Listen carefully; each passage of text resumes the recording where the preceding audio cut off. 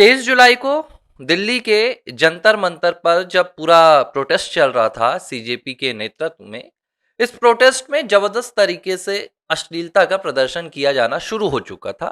लगभग 20 जुलाई से इस प्रदर्शन को सार्वजनिक मंच पर जगह मिलनी शुरू हो गई थी। हालांकि इससे पहले भी गाली गलौच हो रही थी, अश्लीलता हो रही थी, लेकिन इस तरीके से खुलकर ये आंदोलन की आड़ वाले भेड़िए सामने नहीं आ रहे थे। लेकिन 23 जुलाई को जो जंतर मंतर पर लड़कियों ने अश्लीलता और अभद्रता की सीमाओं को लांघा था, उससे पूरा देश एकदम से शॉक्ड था। देश को समझ में नहीं आ रहा था कि क्या यही भारत है, क्या यह भारत की जेंजी है, क्या यह भारत की बेटियां हैं जिनकी जुबान पर दो शब्द भी सभ्यता पूर्वक नहीं आ रहे। इसी बीच एक रील वायरल हुई थी, आपको याद होगा।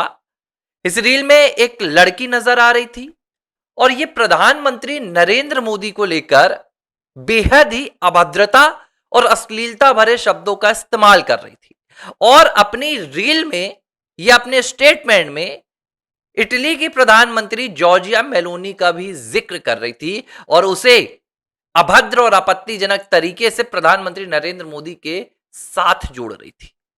यह सिर्फ एक गाली नहीं थी, यह सिर्फ एक प्रधानमंत्री का अपमान नहीं था, बल्कि प्रधानमंत्री के चरित्र पर, प्रधानमंत्री के व्यक्तित्व पर लगाया गया एक शर्मनाक लांछन था, आरोप था, उनके चरित्र की हत्या थी, जो बिना किसी आधार पर एक मनगढ़ंत और अपने भीतर की एक बैठी हुई अपनी अभद्रता को ये बाहर निकाल रहे थे। इस लड़की का नाम रुचिका सिंह पाया गया। इसे 23 तारीख से ही लगातार सोशल मीडिया पर ट्रोल्स का शिकार होना पड़ा। जितने भी भारत के प्रधानमंत्री नरेंद्र मोदी को लेकर या देश के प्रधानमंत्री को लेकर समर्थक थे, उन्होंने इस लड़की को लेकर लगातार इसकी भर्त्सना की, इसकी निंदा की और दिल्ली पुलिस से बार बार गुहार लगाई कि इस लड़की को इसका पूरा हिसाब चुकाना होगा, इसके खिलाफ मामला दर्ज किया जाए और मामला दर्ज करने के बाद इसे ठीक तरीके से सबक सिखाया जाए। आखिरकार दिल्ली पुलिस ने अपना काम कर दिखाया और मैंने कहा था दिल्ली पुलिस का जब डंडा चलेगा कोई नहीं बचेगा। बीते दिन दिल्ली पुलिस ने एक नोटिस जारी किया था और उस नोटिस में दिल्ली पुलिस ने एक्स को यानी कि ट्विटर को यह साफ तौर पर निर्देशित किया था कि ऐसा कोई भी कमेंट, कोई भी वीडियो जो किसी भी संवैधानिक पद पर बैठे व्यक्ति की गरिमा को ठेस पहुंचा रहा है, उसके खिलाफ आपत्तिजनक, अभद्र, अश्लील भाषा का इस्तेमाल कर रहा है, उसे इमीडिएटली रिमूव किया जाए और उसका एड्रेस भेजा जाए। इस लड़की का भी एड्रेस खोजा गया, इस लड़की का भी नाम पता लगाया गया और नोएडा में एक 0 एफआईआर दर्ज कर ली गई है। इसका नाम रुचिका सिंह है, 25 साल की है ये और ये कोई स्टूडेंट नहीं है। जो जानकारी इसकी निकल कर आ रही है, ये कोई ब्यूटी पार्लर चलाती है और वहां पर काम करती है। इसका स्टूडेंट से या स्टडी से कोई लेना देना नहीं है। ये दिल्ली के जंतर मंतर पे सिर्फ और सिर्फ प्रधानमंत्री नरेंद्र मोदी के खिलाफ इस तरह की आपत्तिजनक भाषा का और अश्लीलता का प्रदर्शन करके सोशल मीडिया पर टीआरपी खींचने आई थी, सोशल मीडिया पर व्यूज खींचने आई थी और अपने आप को ट्रेंड कराने आई थी। लेकिन उल्टा हो गया। इसे लगा था कि शायद इसे सुनकर जनजी इसे सपोर्ट करेगा, जनजी इसकी गालियों को अपने घर पर सबको सुनाएगा, लेकिन उल्टा हो गया। जो भारत का रियल जेंजी है, जो इस देश की सभ्यता और इस देश के संस्कारों को जानता है, उसने इस 25 साल की रुचिका सिंह की बैंड बजा दी। सोशल मीडिया पर इसे पूरी तरीके से एक्सपोज कर दिया गया और अब एफआईआर दर्ज होने के बाद पता चला है कि यह परिवार समेत फरार हो गई।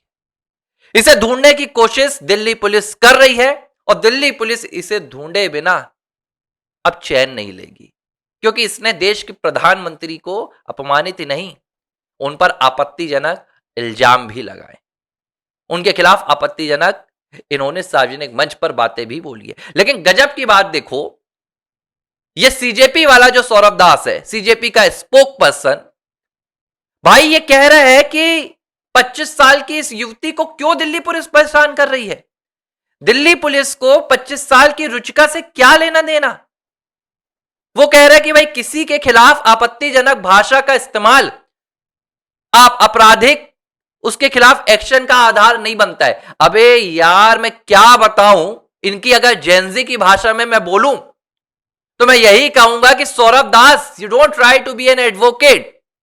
अगर आपको इस 25 साल की रुचिका सिंह की दलील पेश करनी है, इनके खिलाफ आपराधिक पूरा एक्शन बनता है या नहीं बनता है, तो जाइए सुप्रीम कोर्ट, जाइए हाई कोर्ट। सोशल मीडिया पर बैंड बजाने से क्या होगा। सोशल मीडिया पर यह कहने से कि हमें अस्वीकार है, who the hell are you, आप कौन हैं जो आपको अस्वीकार है। आप भारत के संविधान के ऊपर हैं, आप भारत के कानून के ऊपर हैं।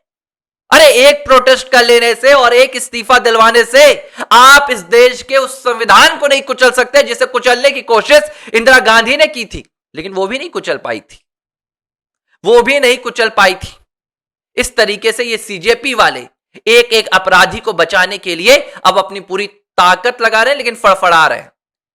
दिल्ली पुलिस ने थोड़ा इंतजार जरूर करवाया, लेकिन अब जब दिल्ली पुलिस एक्शन लेने पर आई है तो हर उस एक अपराधी को खोजा जा रहा है जिस अपराधी ने जंतर मंतर पर पुलिस के साथ अव्यवहार किया, उन पर पत्थर चलाए, प्रधानमंत्री से लेकर देश की सरकार, सनातन, सबको अपमानित किया। और मैं शाबाशी दूंगा, मैं दिल्ली पुलिस के इस एक्शन के साथ हूं बिना किसी पक्षपात के।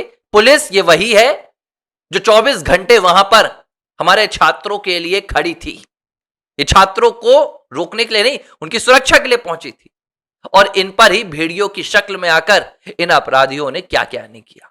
और इस जैसी लड़की रुचिका सिंह जैसी, इन्हें तब तक नहीं बख्शा जाना चाहिए जब तक ये परिवार समेत आकर अपने आप को एक्सपोज नहीं करते हैं कि आखिर इन्होंने किसके कहने पर किया था। क्योंकि मुझे जो डिटेल्स मिली हैं वो डिटेल्स बता रही हैं कि ये पूरी जो लैंग्वेज यूज की गई थी, जो ये पूरा नग्नता का वहां प्रदर्शन किया गया, ये स्पॉन्सर्ड था, ये कोई संयोग नहीं था। ऐसा करने के लिए इन्हें खास तौर पर मोटी रकम दी गई है कि जाओ, गो ऑन द स्ट्रीट्स और इस तरह की लैंग्वेज यूज करो और वहां पर मौजूद जेनजी को भड़काओ। बहरहाल हालात ये आ गए हैं कि हाथ जोड़ना शुरू हो चुका है। जिसे समझ में आ गया कि वो नहीं बचेगा वो गड़गड़ा रहा है और कुछ लोग अभी फरार हैं, लेकिन दिल्ली पुलिस एक एक के पीछे पड़ चुकी है। एबीसी हिंदी न्यूज, आज ही जुड़िए हर खबर के साथ।